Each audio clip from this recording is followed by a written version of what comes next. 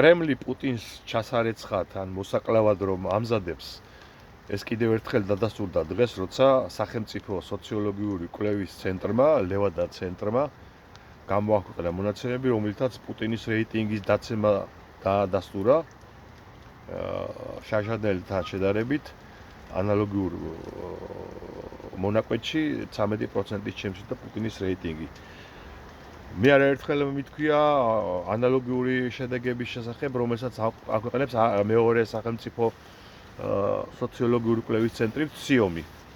ანუ მარტივად რომ ავხსნათ, როცა რუსეთის სახელმწიფო დაქვემდებარებაში მყოფი სოციოლოგიური სამსახური აქვეყნებს პუტინის რეიტინგის ასეთ მკაცრ და მკვეთრ ვარდნას, ამით ის პირდაპირ მნიშვნელობით ამზადებს სიტუაციას პუტინის ჩასარეცხად.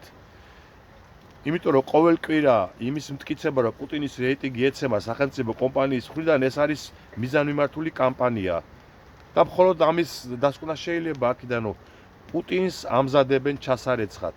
იმიტომ რომ რუსეთში, კრემლში ხვდებიან პუტინის გარემოცვაში, რომ პუტინთან ერთად ისინი დაიღუპებიან და რუსეთსაც დაღუპავენ. ამისთვის ერთადერთი წამალი არის პუტინის გაგორება.